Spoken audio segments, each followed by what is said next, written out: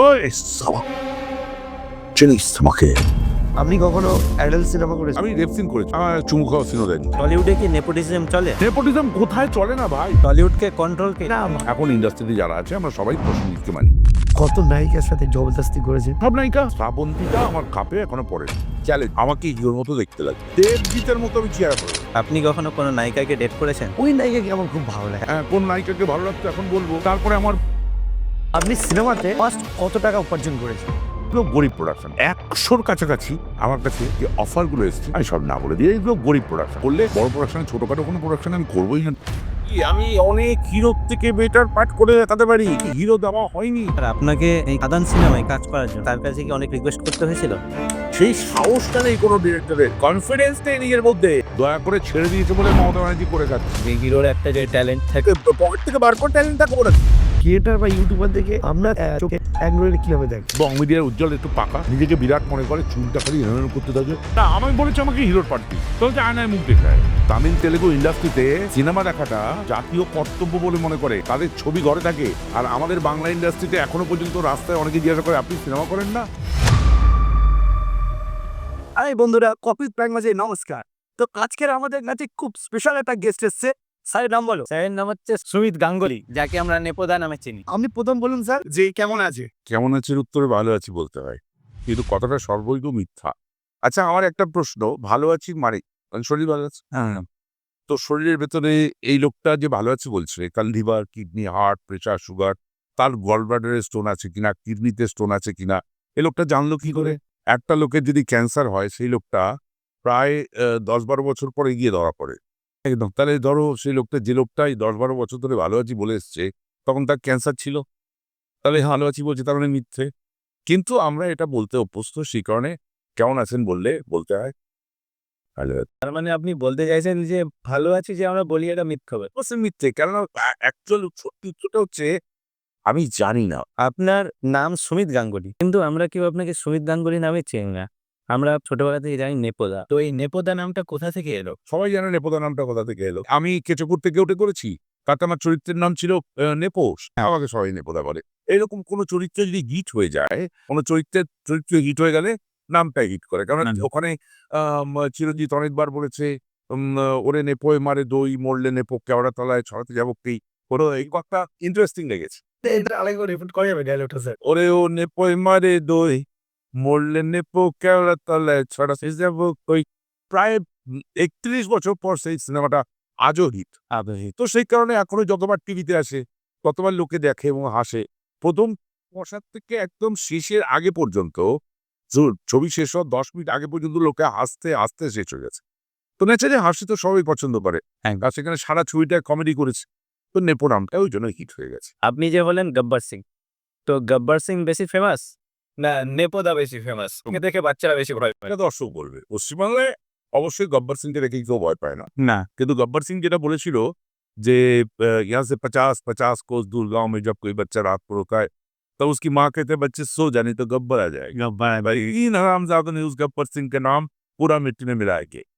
किंतु ये 50-50 दूर गाँव में जब कोई বাচ্চা রাত করে রোতা হয়, 50-50 কোস নয়। হ্যাঁ। আমার সারা পশ্চিম বাংলায় যখনই কোনো বাচ্চা রাত্রে মানে মা ভয় পেয়েছে, হ্যাঁ, খেতে চায়নি, খাবে না বলে বায়না হ্যাঁ। করেছে, স্কুলে যাবো না বলে বায়না করেছে, পড়তে বসবে না বলে বায়না করেছে, এটা দাও, ওটা দাও, ওটা কিনে দাও, ওটা কিনে দাও বলে বায়না করেছে। তখনই আমার ছবি মানে এমন হয়েছে যে আমার সিনেমা ভিডিওতে চলতো, পিজিআর চলতো। তখনকার দিনে আমি গ্রামে ফাংশন করতে গিয়ে দেখেছি। তো দাদা আপনি জানেন আমাদের বাচ্চা কিভাবে মানুষ, তাদের বাবা-মারা করেছে। তারা এখন বিয়ে ফ্রি হয়ে গেছে তারা। হ্যাঁ। যে এই দেখুন আপনার ছবি না, এইভাবে আমরা সিনেমা টিভির পর্দা থেকে ছবি তুলেছি, তুলে সেটাকে বড় প্রিন্ট করে সিট করে ওরে ফ্রেমে বাঁধিয়েছি, চান করেছি। যখনই আমার বাচ্চারা প্রচন্ড দুষ্টু, খেতে চায় না, তখনই তার সামনে ধরে। তো এইভাবে প্রায় পুরো পশ্চিমবাংলায় আমার হিসেবে ১০ থেকে ১২ কোটি ছেলেমেয়ে মানুষ হয়েছে, যারা এখন মোটামুটি তোমাদের বয়সী। হ্যাঁ, তার মধ্যে আমরাও আছি আর কি। ভয় পাওয়ার ইতিহাসে আমি বোধহয় গব্বর সিং এর থেকে এগিয়ে আছি একদম, একদম। পশ্চিমবাংলা। ডেফিনেটলি। এটা এটা এটা ট্রু। সুমিত গাঙ্গুলি কতটা সাকসেস? আমার সময় পুরোটাই সাকসেস। আপনি তো আমি শোনো, প্রত্যেকটা মানুষ তো আজকে যদি কি বলবো, অমরিশ পুরী থাকতেন বা আমাদের আমজাদ খান থাকতেন, হুম। বা প্রেম চোপড়া থাকতেন, প্রেম চোপড়া এখনো আছেন, রঞ্জিত এখনো আছে। তো তারা তো নেই, তারা তাদের সময় সাকসেস ছিলেন। হ্যাঁ তো তারা তাদের সময় যেমন বিপ্লব চ্যাটার্জি, তার সময় বিরাট সাকসেস। আজকে বিপ্লব চ্যাটার্জি তার বয়স হচ্ছে বা কাজ করতে পারেন না, বা তাকে কেউ ডাকে না। আমার সময় আমি একটা সময় একসঙ্গে ১৭ খানা ছবি শুটিং করেছি। একসঙ্গে ১৭টা টানা ছবি ডেট দিয়েছি। একসঙ্গে প্রায় টানা আ প্রায় ধরো একটা দিনও গ্যাপ পাইনি। আমি প্রায় ২০০ সোয়া ২০০ দিন আমি টানা কাজ করেছি। ফ্লাইটে ঘুমিয়ে পড়েছি ফ্লাইট টেক অফ করার আগে। ফ্লাইটটা যখন নেমেছে ধাক্কা খেয়েছে তখন আমার একটুখানি চটকা লেগেছে। অনেকগুলো ছবি আমার কমপ্লিট হয়ে গেছে যেগুলো টুকটুক করে রিলিজ করবে। কিন্তু সেটা কোনটাই খাদানের মতো এত বিগ বাজেটের নয়। না, এভাবে না। বা খাদানের মতো এরকম এত প্রচারও করবে না, হুম। বা প্রচার করার জন্য যে একটা অর্থ দরকার হয় বা সেই জিনিসটা দরকার সেটা হবে না। সেই ছবিগুলো আসবে, মোটামুটি বাংলা ছবির দর্শক কতটা দেখবে আমি জানি না। হুম। কারণ বাংলা ছবি দেখাটা বন্ধ হয়ে যাচ্ছে ফর মোবাইল। সব মোবাইলে ঢুকে গেছে। YouTube এ ঢুকে গেছে। অনেকে বলে এরা কাজ পায় না। ভুল কথা ভাই।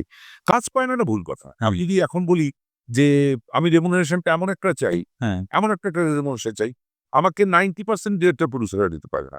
আমি কি এখন দেখাতে যাবো যে এই দেখো এই লোকটা ফোন করেছিল আমাকে কাজের কথা বলল, হ্যাঁ। আমি তাকে না বলে দিলাম। না বলে দিলাম। আমাকে ধরো আমি কথার কথা আমি নিই আ ৳৩০ হ্যাঁ।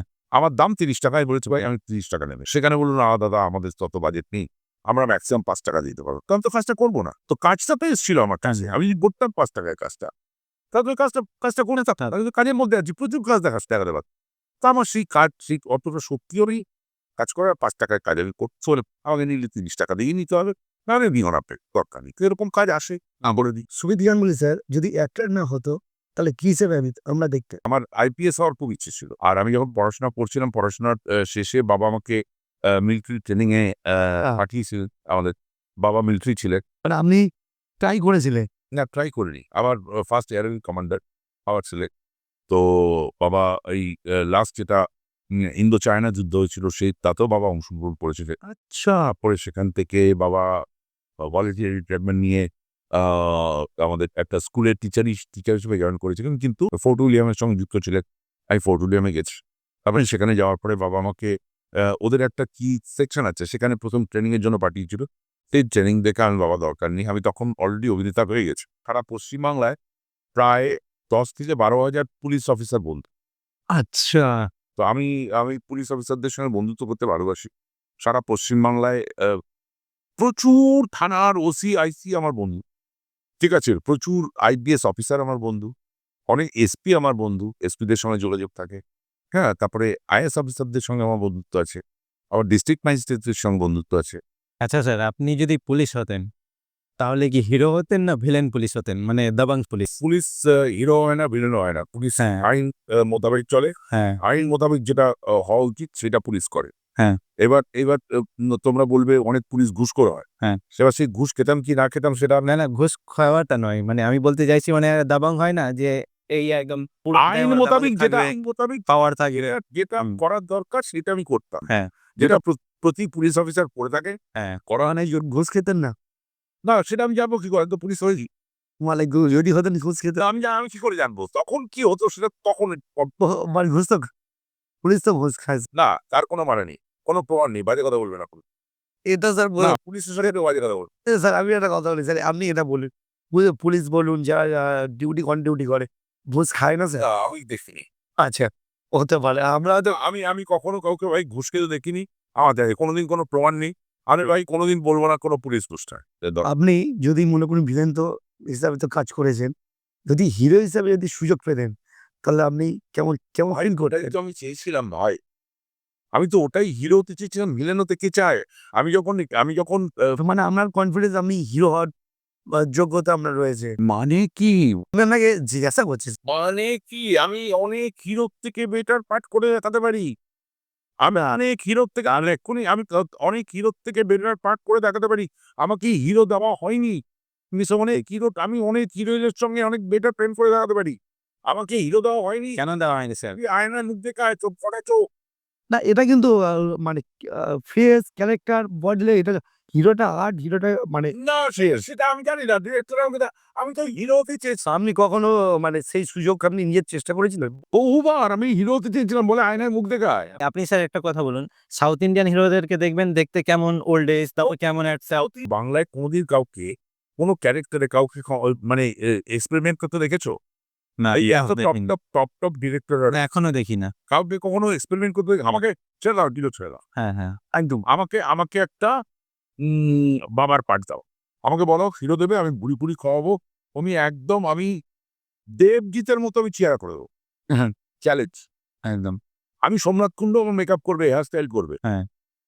100% আমাকে হিরোর মতো দেখতে লাগবে এবার সোমনাথ কুন্ডুকে বলা হলো যে আমাকে একটা ৮০ বছরের বৃদ্ধ সাজাতে হ্যাঁ। আমাকে ৮০ বছরের বৃদ্ধ সাজিয়ে এখন যারা পাঠ করে বাবার পাঠ যাদের বাবার পাঠই তারা শুধু করে তাদেরই নেয় যে সেই ডিরেক্টররা আমাকে কেন এক্সপেরিমেন্ট করছে না যে এই লোকটা এই ছেলেটা পাওয়ার পার্ট না কারণ আপনাকে কোনদিন অন্য কিছু ক্যারেক্টারে দেখার সুযোগ পেয়ে দেয়নি দেয় আমাকে না। এক্সপেরিমেন্ট করেনি ডিরেক্টর আমাদের সাহস নেই তারা বলে কটা চোখ তো ঋত্বিক রোশনের রক্ষা হয়েছে হ্যাঁ।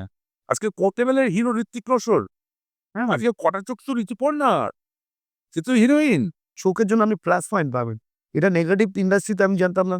আমাকে আমার চোখের জন্য নাকি দেখতেই যখন মনে হয় ভিলেন তুমি আমাকে হিরো করো পুলিশ অফিসারের রোল দাও ফার্স্ট ক্লাস পুলিশ অফিসার লোকে সবাই ভাববে যেটা ভিলেন কিন্তু এ আসলে ভিলেন নয় তাহলে কি আপনি স্যার বলতে চাইছেন আপনাকে এই টলিউড ইন্ডাস্ট্রি ইচ্ছে করে হিরো হতে দেয়নি? সাহস পায় সেই সাহসটা নেই কোনো ডিরেক্টরের কনফিডেন্স নেই নিজের মধ্যে নাকি আপনি আপনার ট্যালেন্ট দেখাতে পারেননি? যে হিরোর একটা যে ট্যালেন্ট থাকে বা অ্যাক্টিং এটা দেখাবো এরকম করে পকেট থেকে বার করে ট্যালেন্ট দেখাবো নাকি সে যদি আমাকে ক্যামেরা না দেয় সে যদি আমার স্ক্রিপ্ট না দেয় সে আমাকে সেই অ্যাক্টিং করার সুযোগটা না দেয় তাহলে আমি কি পকেট থেকে বার করে ট্যালেন্ট দেখাবো নাকি এটা কি প্রশ্ন বাবু আজকে আজকে একটা হিরোইন দাও আমাকে হ্যাঁ, হিরোইন দিয়ে বলো তার সঙ্গে প্রেম করো দেখানো পারছি কিনা একদম। তুমি একটা জিনিস দেখো এক্সপেরিমেন্ট করতে হবে। ছোট্ট করে দেখো হুম। আমার একটা 60 বছর বয়স ভিলেনের পাঠ করি আমি কি করি ওই সালা, চিনিস আমাকে তুল বা শাক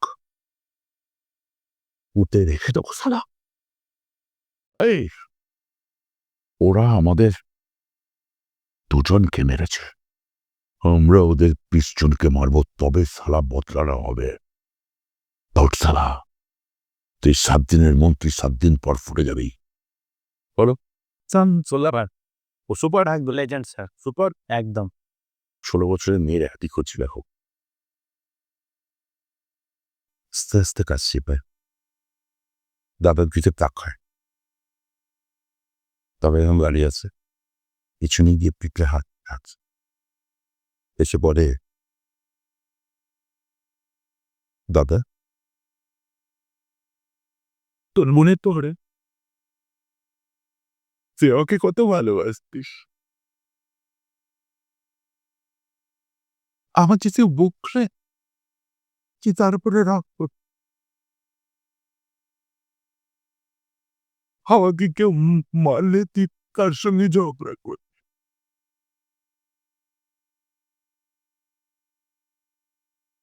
তোর মনে পড়ে দাদা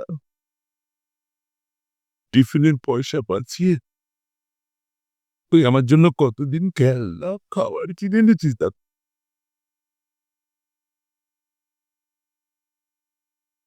কেন রে দাদা আজ আমাকে এইভাবে কষ্ট দিলি বলে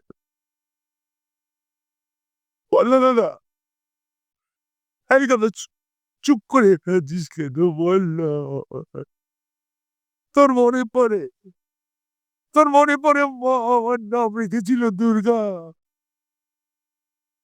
তুই সে নামটা পাল্টে না কি সত্যি কেন কেন দাদা বল না দাদা কেন কেন কিভাবে আজ করে কেন করিনি দাদা বল না দাদা বল না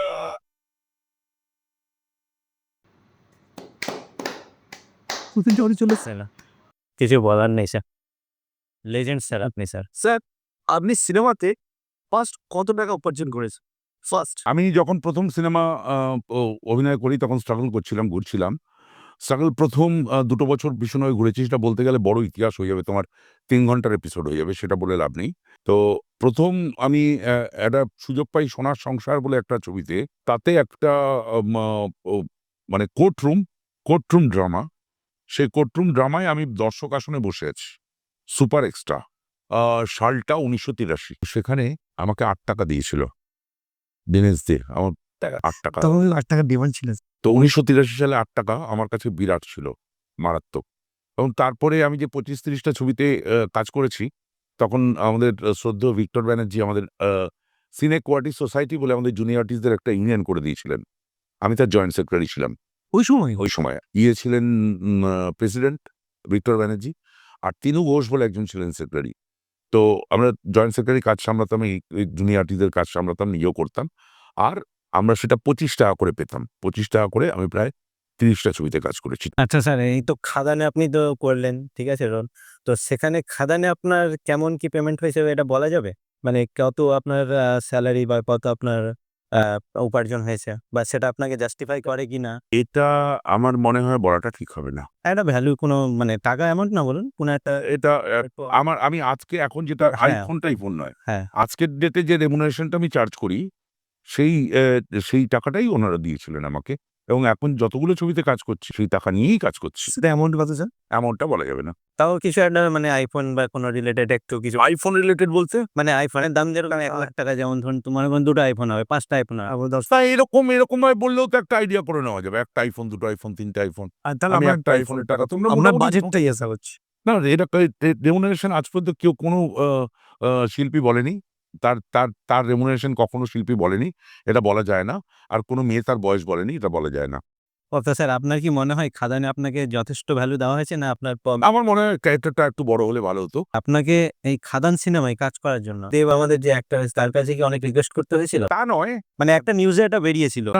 নিউজে বেরোয়নি। এটা দেব কোথাও একটা বলেছে যে সুমিত গাঙ্গুলি আমাকে একবার বলেছিল যে, "সিনেমার প্রিমিয়ার হচ্ছে, সেখানে আমাকে ডাকবি?" আমাকে তো কেউ ডাকে না। আমি ঠিক ওইভাবে বলিনি। সত্যি কথা বলতে আমা আমা আমি কোনো এটার এগেইনস্ট এও আমি কিছু বলিনি। কোথাও কোনো কমেন্টও আমি পাস করিনি। অ্যাকচুয়ালি ঘটনাটা হয়েছিল দেবের একটা সিনেমার প্রিমিয়ার হচ্ছিল পিয়াতে। হ্যাঁ। তো আমি দেবকে ফোন করলাম, ফোনটা ধরলো। আমি তোর প্রিমিয়ার আছে আজকে? আমি দেখতে যাবো? বললো, "হ্যাঁ, এসো। এ কি? এটা নিয়ে বলার কি আছে?" আমি বললাম, "না, আমাকে তো কেউ ডাকে না। তুইও তো ডাকিসনি। তো আ আমি একটুখানি তো প্রিমিয়ার দেখতে পাবো। হ্যাঁ, তারপরে প্রচুর ক্যামেরা আসবে প্রিমিয়ারে। সেই এতগুলো ক্যামেরা দেখতে পাবো। তো আমাকে তো সেভাবে কেউ ডাকে না এখনকার দিনে।" তো সেইজন্য এটা মজা করেই বলেছিলাম। তো সেটা দেব বলল যে ওর খুব কষ্ট হয়েছিল। কিন্তু এই সিনেমাটায় পাঠ করার জন্য কাঁদানে তার আগে সত্যি কথা বলতে যখন ও বানাচ্ছে ওই যে টনিক, টনিক হ্যাঁ, টনিক বানাচ্ছিস তোর প্রোডাকশন থেকে আমার পাঠ আছে? বলল, "না সুমিত দা এটায় কিছু নেই।" বেশ। তারপরে প্রজাপতি বানালো। প্রজাপতির সময় বলল, "হ্যাঁ রে এটায় আমার কোনো পার্ট আছে?" বলল, "না সুমিত দা এটায় কিছু নেই।" তারপর বাঘাযতীন বানালো। আমি বললাম, "হ্যাঁ রে বাঘাযতীন করছিস এটায় আমার কোনো পার্ট আছে?" "না সুমিত দা এটায় কিছু নেই।" ব্যাস। মানে একবার করে প্রতিবারই ওর সঙ্গে আমার কথা হয়। এই নরমালি কনভারসেশন হয়। নট দ্যাট যে এটা আমি ওকে রিকোয়েস্ট করেছি আমাকে একটা পার্ট দে। তো যখন খাদান হচ্ছে, খাদানের অ্যানাউন্সমেন্ট হচ্ছে, ইত্যাদি হচ্ছে। আমি বললাম, "হ্যাঁ রে এইটায় তো একটু জুটবে, এটা তো পুরো মাফিয়াদের উপরে গল্প।" বলল, "আশা করি সুমিত দা একটু ওয়েট করো, তোমার কাছে ফোন যাবে।" তখন তারপরে আমার কাছে উম আ ফোন এলো আমাদের লালু যিনি লাইন প্রোডিউসার, ফোন এলো যে, "অফিসে এসে দেখা করো, তোমার একটা চরিত্র ফাইনাল করা হয়েছে।" এলাম, দেখলাম টাকা-পয়সার কথা হলো, লালুবাবু সবকিছু হওয়ার পর দেখলাম ওখানে আরো অনেকে আছে, রাজা দত্ত আছে, তারপরে আমাদের পার্থসারথী আছে, ইত্যাদি আছে। সবাই একটা করে চরিত্র করছে। আমি ১ম দিনই বলেছিলাম এই ছবিটা কিন্তু ব্লকবাস্টার হিট হবে। ডিরেক্টর বলল, "এটা হলে আপনাকে প্রচুর খাওয়াবো।" কথা রাখেনি, খাওয়ায়নি। এমনি শুধু সাকসেস পার্টিতে খাইয়েছে, সে দেব খাইয়েছে। কিন্তু ডিরেক্টর বলেছিলেন যে, "আপনাকে প্রচুর খাওয়াবো, আপনি যা খেতে চাইবেন।" তো সেটা খাওয়ায়নি। এবার দেখা যাক পরে আমার সঙ্গে দেখা হোক তখন দেখব। আচ্ছা স্যার, আজ পর্যন্ত আপনার জীবনে কত নায়িকার সাথে জবরদস্তি করেছেন? সেটা তো স্ক্রিপ্টের ডিমান্ডে আমাকে ডিরেক্টর করতে বলেছে, প্রোডিউসার পয়সা দিয়েছে। বলেছে, "এই মেয়েটাকে ধরো।" হ্যাঁ, কতগুলো নায়িকা মানে সব নায়িকা। সবটাই। হ্যাঁ, এক্সেপ্ট তো কোয়েল। হাতে প্যান, কোয়েল ছাড়া সব। কোয়েল জেলার সমস্যা জবরদস্তি। জবরদস্তি পার্ট আমাকে যেরকম পার্ট একটু শুভশ্রীকে একটুখানি, খুব বেশি সোজে না। একটু শুভশ্রীকে অল্প আ ধরে টানা-হেঁচড়া করেছি একটু। আর উম আ শ্রাবন্তীরটা আমার খাপে এখনো পড়েনি। সামুদ্রিক খোপে পড়ে আমার খাবে পড়েন সব। স্যার কোয়েলকে পারেনি কারণ রঞ্জিত মল্লিকের ভয়ে না, না, না, ভয় ধরে বাবা না, না, না, এই একটা কাহিনী আছে। সেটা হচ্ছে যে যখনই স্ক্রিপ্ট হয়েছে কোয়েলকে ধরার সিন আছে, হ্যাঁ। সেখানে ফাইনালি গিয়ে দেখতাম ওই সিনটা বাদ হয়ে গেছে। তো সেই সিনটা বাদ হয়েছে কেন আমি জানি না। আমার মনে হয় এর পেছনে গূঢ় রহস্য, আমার মনে হয় রানের কোনো হাত আছে। ও হ্যাঁ, ভালোই হয়েছে। যাই হোক, এই মনে হয় ২ টো নায়িকা ছাড়া মোটামুটি সবার সবসময় তো আগেকার দিনে হতো আরকি। শতাব্দী রায় বেশি ছিল। শতাব্দী রায়, দেবশ্রী রায়, ঋতুপর্ণা সেনগুপ্ত এদের সবার সঙ্গেই খুব প্রচুর ছিল। আরেকটা জিনিস জানতে চাই যে আপনি কখনো ভেবেছিলেন যে আপনাকে এগুলো সিন করতে হবে বা আপনার মানে ফ্যামিলি থেকে বা বাড়ি থেকে সাপোর্ট করতে এগুলো করলে মানে মানে কিছু বলতো না? ভাই আমি যখন স্কুলে পড়ছি, তখন আমি জানি না আমার জীবন কি আসছে। আমি যখন ফিল্ম লাইনে শুটিং করব বলে এসছি, তখন আমি জানি না আমার কি জুটবে। আমি যখন ১ম ক্যামেরার সামনে দাঁড়িয়েছি, তখন আমি জানি না আমি কি করতে যাচ্ছি। আমার এটা কেউ জানতে পারে? আমি কিছু এটা ভাবার কোনো ব্যাপার নেই। যখন স্যার আমি বলি, আমি যখন এই জবরদস্তি বা রেপ সিনগুলো যখন করছিলাম, তখন আমি একদম হাই ইমোশনে কাজ হচ্ছে। তখন আমি এটা ভাবিনি যে ফ্যামিলি হবে, বাচ্চা হবে, মেয়ে হবে। তারা বড় হয়ে কি ভাববে? আরে ভাই এটা তো চরিত্র। এটা তো অ্যাকচুয়ালি আমি যেটা পর্দায় করছি, সেটা বাস্তবে তুমি। হ্যাঁ, হ্যাঁ। তুমি যেটা বাস্তবে করো, সেটা কেমনভাবে করো সেটা আমি পর্দায় করে দেখাই। বাস্তবে তো তুমি অ্যাকচুয়ালি। তুমি সমাজে এটা করে বেড়াও। সেটা লোকে দেখতে পায় না। তা তুমি কেমনভাবে করো সেটা একটা স্ক্রিপ্ট রাইটার লেখে। আচ্ছা। লিখে আমাকে দেখে। এবার তুমি যে করে বেড়াচ্ছ, যেটা স্ক্রিপ্ট রাইটার লিখেছে, সেটা আমি পর্দায় অভিনয় করে দেখাই যে বাস্তবে এরকম একটা লোক আছে যে এটা করে। আচ্ছা, এইসব নিয়ে কখনো ছেলে-মেয়ে কখনো কোয়েশ্চেন করেছে? কেন কোয়েশ্চেন করবে? এটা তো আমি নয়। মানে কখনো বলেছে যে, "না বাবা এই রেপ সিনগুলো কেন করো? আমার ভালো লাগে না।" না প্রশ্নই নেই। এটা প্রফেশন। মেয়ে বউ কারো প্রশ্নই নেই। আপনাদের যে সিনগুলো হতো, এগুলো কি রিয়াল লাইফ এ সত্যিই সিনগুলো করতেন? না কেমন কি এটা সাজানো যখন জবরদস্তি আমরা ধরছি হিরোইনকে, তখন জবরদস্তিই ধরছি। ব্যথাও লাগছে। ব্যথা লাগছে, সে পয়সা পাচ্ছে, আমি ব্যথা দিচ্ছি, আমি পয়সা পাচ্ছি। আচ্ছা, এরকম কোনদিন হয়েছে যে যেখানে কোনো নায়িকার সাথে আপনি জবরদস্তি করেছেন বা রেপ করে সিন করে আপনার বেশি মজা লেগেছে কোনো একটা নায়িকার? এটা কোনো মজার কোনো মানে ওই সিনটা ওই নায়িকার সাথে করতে আপনার মজা লেগেছে? না মজার কোনো প্রশ্নই নেই। আমি শুধু আমার পার্টটুকু বুঝবো। আমি কতটা যাবো, ডিরেক্টর বলেছে, ফাইট মাস্টার বলে দিয়েছে, এখান থেকে এতটা যাবো, এখান থেকে এতটা ধরবো, এখান থেকে এইটুকু যাবো, ওখান থেকে ওইটুকু। আমাকে ওইটা খেয়াল রাখতে হবে যে এখান থেকে এতটা যাবো, এখান থেকে এটা ফেলবো, এখান থেকে এটা উঠবো, এখান থেকে এটা উঠতে হবে। যখন এটা টোটালটা অঙ্কের মতো শেষ হলো, এবার বাস্তবে ফিরলাম। মানে সেখানে কোনো ইমোশন থাকতো না। ইমোশন ফিলিংস কিচ্ছু নেই। আমি এক্ষুনি যে অ্যাক্টিংটা করে দেখালাম, কোনো ইমোশন ফিলিংস নেই, অ্যাক্টিং। রাইট। আমি এক্ষুনি তোমাকে দেখাবো, ওই আমি জানি না। কেন করছিস এটা? এ বাবা! চা, ঠিক আছে, চা লাগে না। ই মা! কি বল ওই কি বলছিস তুই? কি বলছো? ছি! এই! কেন করছিস এটা? চেঙ্গেজ! এটা কোনো ইমোশন নেই, কিছু নেই। ভেতরে একটা ফিলিংস কাজ করে। Switch off, switch on. এরকম কোনো নায়িকা বলেনি, "এই সুমিত তুই আরেকবার হাত দে, ভালো লাগছে।" এগুলো তোমাদের ফিলিংস। এগুলো তোমাদের সিনেমা দেখে তোমাদের ফিলিংস। অ্যাক্টিং করার সময় এগুলো কিছুই না। অ্যাক্টিং একদম অন্য জায়গা। হ্যাঁ। আপনি কখনো কোনো নায়িকাকে ডেট করেছেন? কি করে ডেট? মানে প্রেম করেছেন? এগুলো ব্যক্তিগত প্রশ্ন করার জায়গা নয় এগুলো। আমি ডেট করেছি কি করিনি সম্পূর্ণ ব্যক্তিগত ব্যাপার। আমি এখন বলব আমি অমুক নায়িকাকে ডেট করব, করেছি। কোন নায়িকাকে ভালো লাগতো এখন ক্রাশ ছিল? এইটা দেখার, এটা ক্রাশ ছিল এটা বলব। তারপরে আমার বউ কালকে বলবে বাড়ি যাও। আচ্ছা, এরকম তো স্যার আছে যে হিন্দি বা বাংলা হ্যাঁ, ওই নায়িকাকে আমার খুব ভালো লাগে। হ্যাঁ। না সেটা অভিনেতা-অভিনেত্রী হিসাবে যদি সেটা বলো আমার বহুকাল আগে জুহি চাওলাকে খুব ভালো লাগতো। ভীষণ ভালো অ্যাক্ট্রেস, ভীষণ ভালো তার এক্সপ্রেশন। তার আগে আমার মানে কি বলবো ভয়ংকর ভালো লাগতো রেখাকে। অপূর্ব লাগতো রেখা, তার হ্যাঁ। অ্যাক্টিং খুব ভালো লাগতো। আর বাংলাতে? তারপরে মারাত্মক লাগতো শ্রীদেবীকে। তো সুতরাং এগুলো তো আছেই। বাংলার মধ্যে খুব একটা আমি কাউকে দেখিনি। ঋতুপর্ণা সেনগুপ্ত অসাধারণ অভিনেত্রী, তার অভিনয় ভালো লাগতো।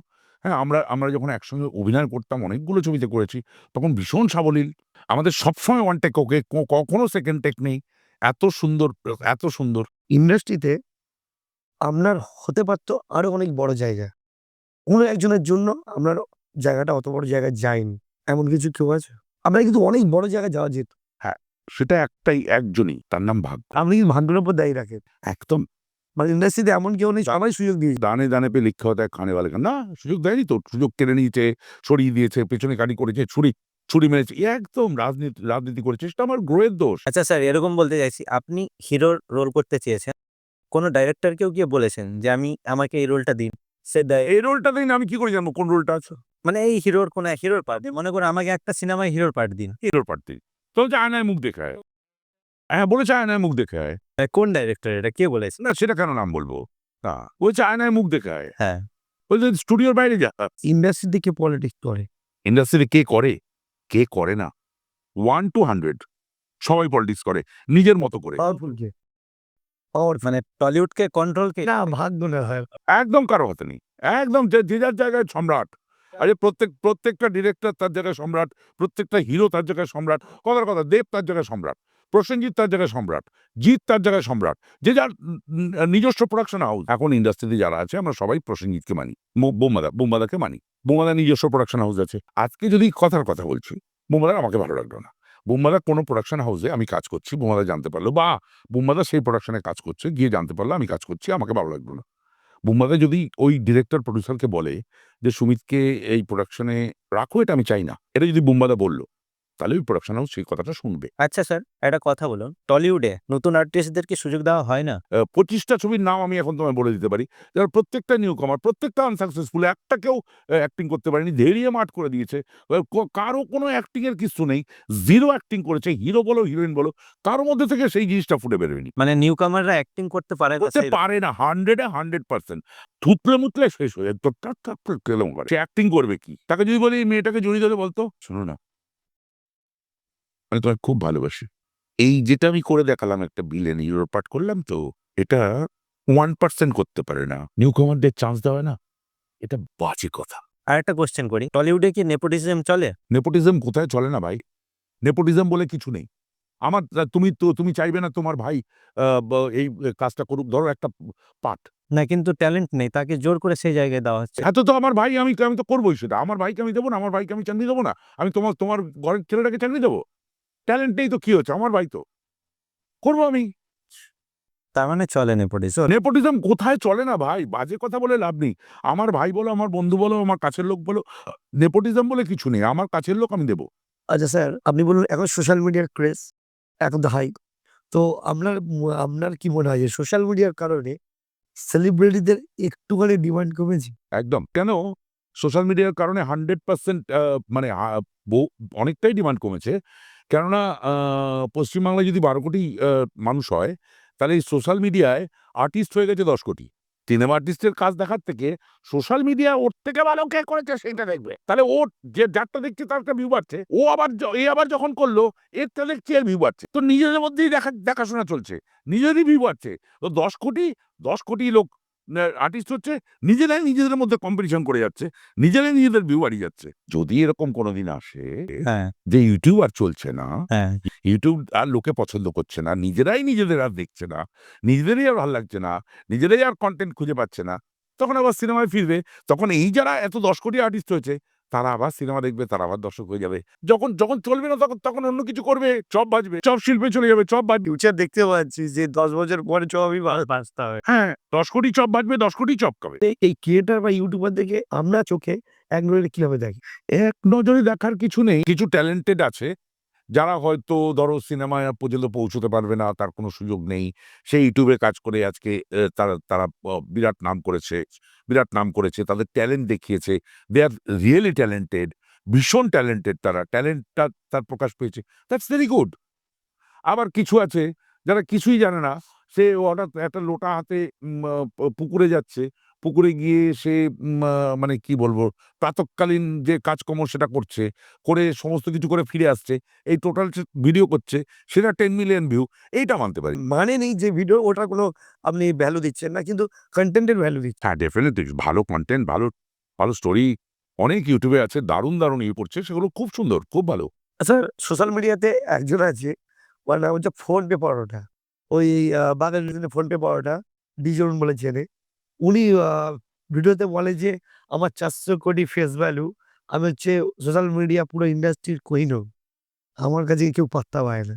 তো এটা নিয়ে আপনার কি বক্তব্য? দেখো, আজকে অমিতাভ বচ্চনকে কোনোদিন বলতে শুনেছ আমি অমিতাভ বচ্চন? আমি the Amitabh Bachchan, the big B বলতে শুনেছ?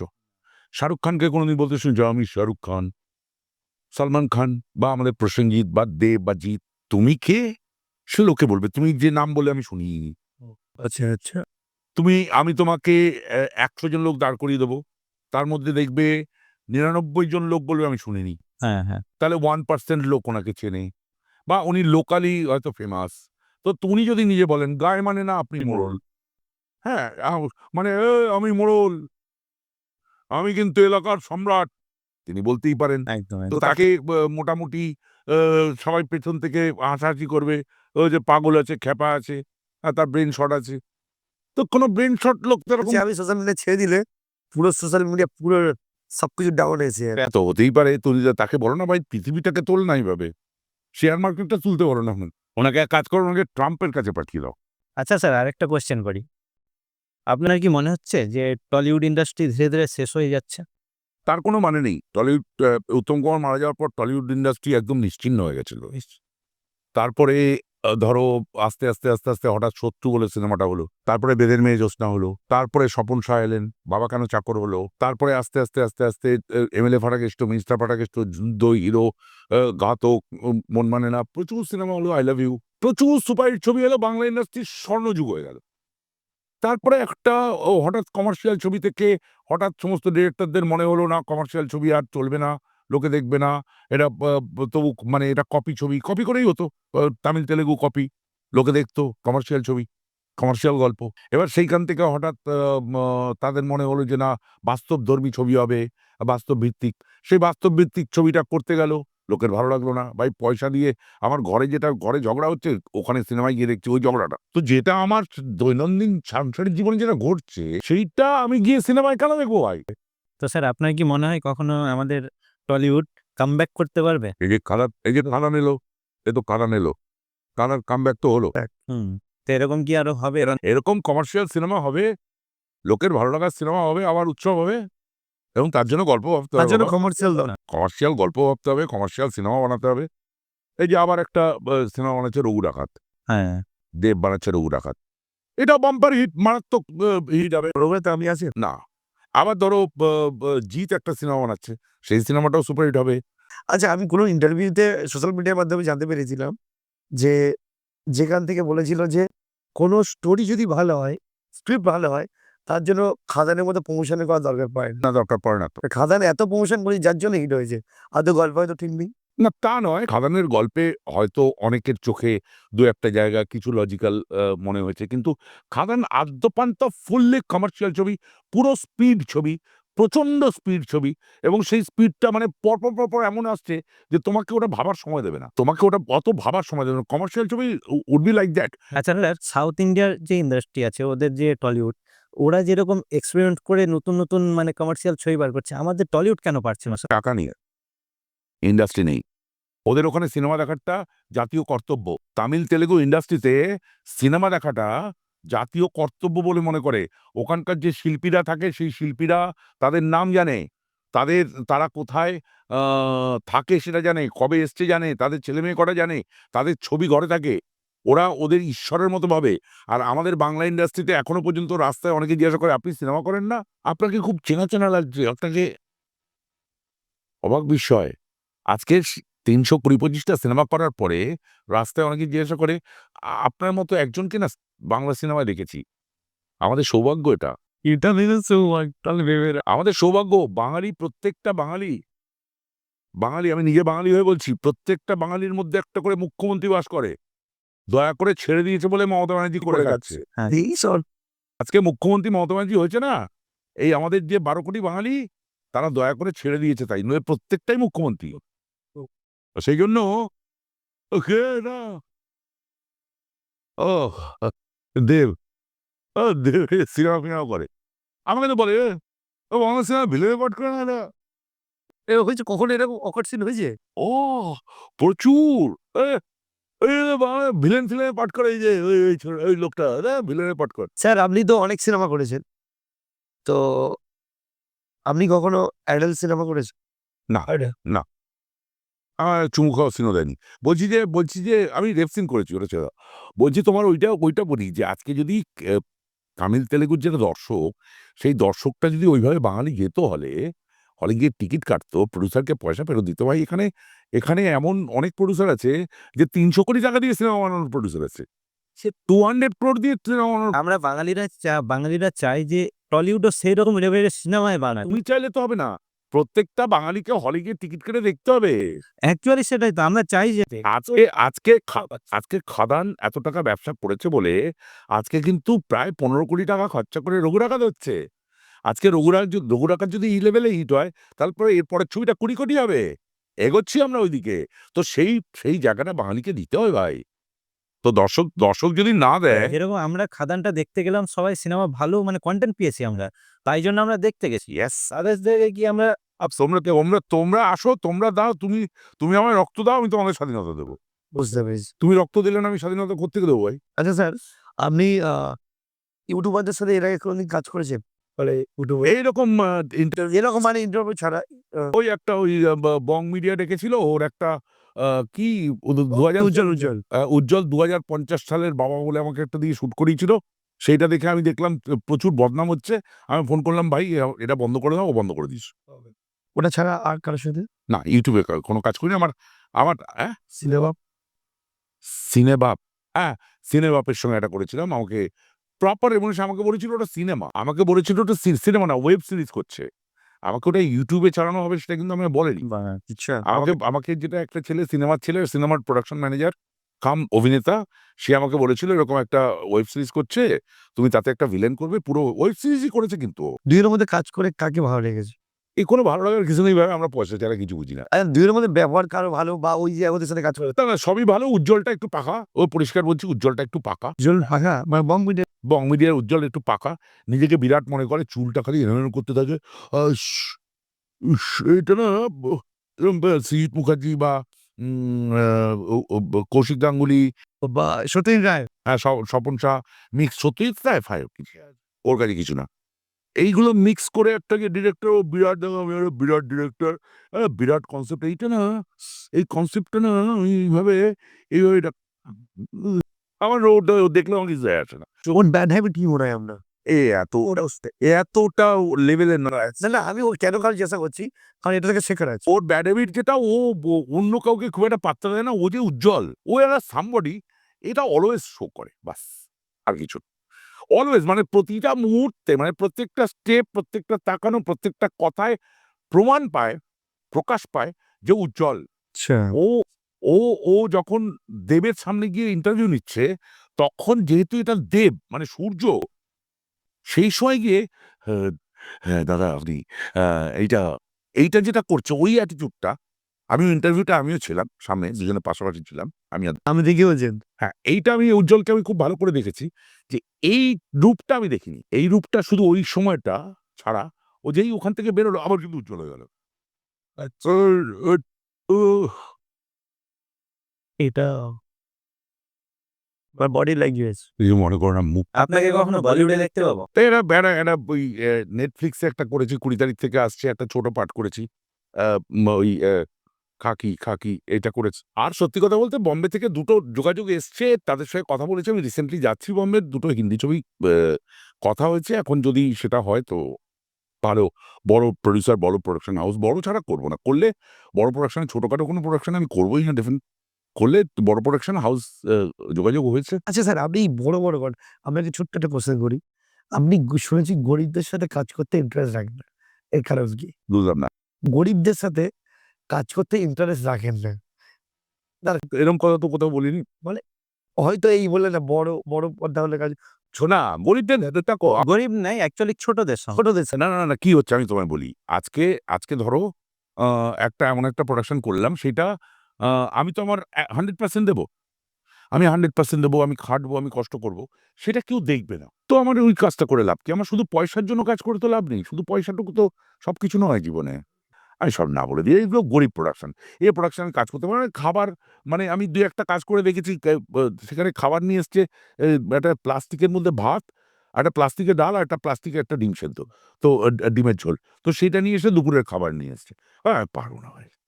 আমি এই গরিব প্রোডাকশনে কাজ করা আমার পক্ষে সম্ভব নয়। মানে গরিব প্রোডাকশন বেঁচে থাক, তারা কাজ করুক। তা সেখানে হয় ছেলের বাবা প্রোডিউসার, নয়তো মেয়ের বাবা প্রোডিউসার। সব জায়গায়। হয় হিরোর বাবা প্রডিউসার, নয় হিরোইনের বাবা প্রডিউসার। সে ওখান থেকে আমার মতো একটা টাকা নিয়ে বাড়ি চলে গেল, শুটিং শেষ, ছবি শেষ। তো স্যার এই সিনেমাগুলো রিলিজ হয় না কেন? টাকা নেই তাই। মানে রিলিজ করার জন্য টাকা লাগে? রিলিজ করার জন্য টাকা লাগে না?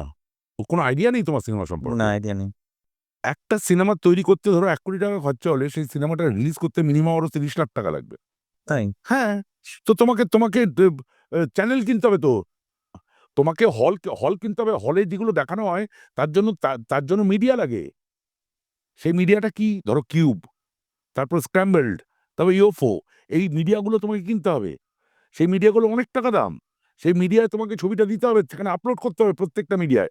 সেইখান থেকে চলবে একই টাইমে। ইউএফওর টাইম এক, স্ক্র্যাম্বলড এর টাইম এক। সারা পশ্চিমবাংলায় যতগুলো হল আছে ইউএফওর, সবকটার টাইম একই টাইমে। ও এখান থেকে স্যাটেলাইট।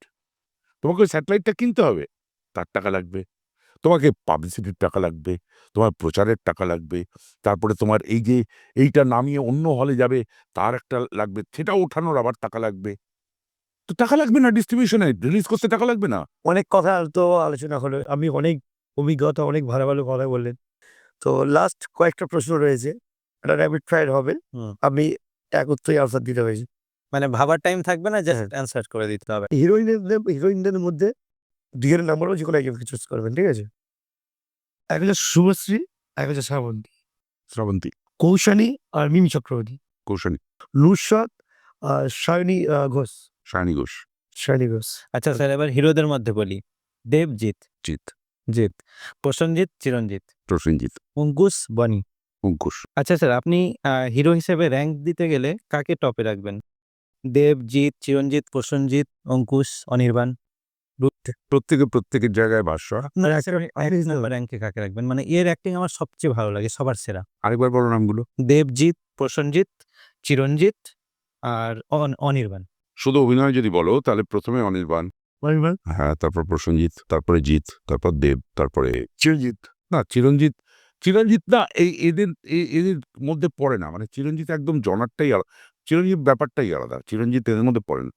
হ্যাঁ, চিরঞ্জিত এর মধ্যে পড়ে না। যদি চিরঞ্জিত আলাদা একদম। জেনারেশনটা চেঞ্জ হয়ে যাবে অ্যাকচুয়ালি। এবার স্যার হিরোইনদের মধ্যে র‍্যাঙ্কিং করবেন। মিমি চক্রবর্তী, নুসরাত, কোয়েল, ঋতুপর্ণা, শ্রাবন্তী, শুভশ্রী। ঋতুপর্ণা, শ্রাবন্তী, শুভশ্রী, কোয়েল, মিমি, নুসরাত। নুসরাত এত লাস্ট। আমার মনে হয়েছে আচ্ছা, মিমি এত লাস্ট। মিমি তো ভালো একটা।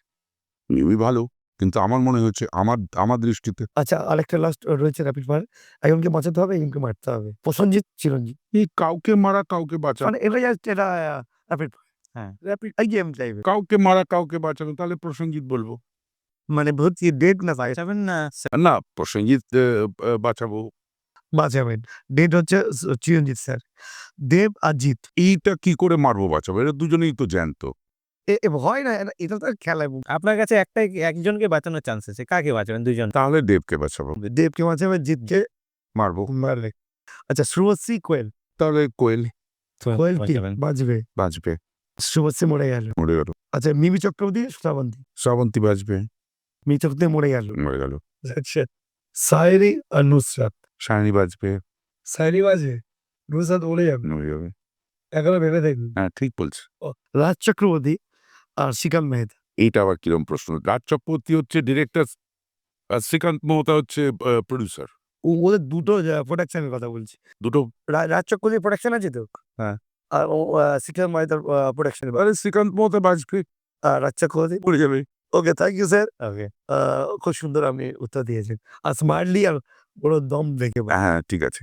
তো থ্যাংক ইউ স্যার, আপনার সাথে এত সুন্দর একটা ইন্টারভিউ পডকাস্টে আমাকে ডেকে আপনি খুব সুন্দর কথা বলেছেন। এখানে এসে আপনার কেমন লাগলো স্যার? ভালো লাগলো বলেই তো এতক্ষণ গল্প করলাম। ভালো না লাগলে তো বাড়ি চলে যেতাম। Okay sir, thank you sir. আমাদের শো নাম হচ্ছে কফি উইথ ফ্র্যাঙ্ক বাজ। একবার বলে দিন যে কফি উইথ ফ্র্যাঙ্ক বাজকে সবাই ফলো করবেন আর লাইক করবেন। আমার দিক থেকে আমি বলবো, কফি উইথ প্র্যাঙ্কবাজ আপনারা দেখতে থাকুন। কারণ এখানে খুব সুন্দর সুন্দর অনেক কন্টেন্ট আসে, যেগুলো আপনারা ঘরে বসে, রাস্তায় চলতে চলতে, কফি খেতে খেতে, মজা করতে করতে আপনারা উপভোগ করতে পারবেন। আগামী দিনেও প্র্যাঙ্কবাজ আপনাদের সামনে আরও অনেক সুন্দর সুন্দর প্রোডাকশন নিয়ে আসবে, অনেক সুন্দর কন্টেন্ট নিয়ে আসবে। সুতরাং দেখতে থাকুন কফি উইথ প্র্যাঙ্কবাজ। Thank you sir. অনেকদিন আগে তোকে বলেছিলাম আমার এলাকায় ঢুকবি না। আজ আজ তোর শেষ দিন। আজ পৃথিবীর কেউ নেই তোকে বাঁচাতে পারে। আজ এখান থেকে তুই জ্যান্ত বেরবি না।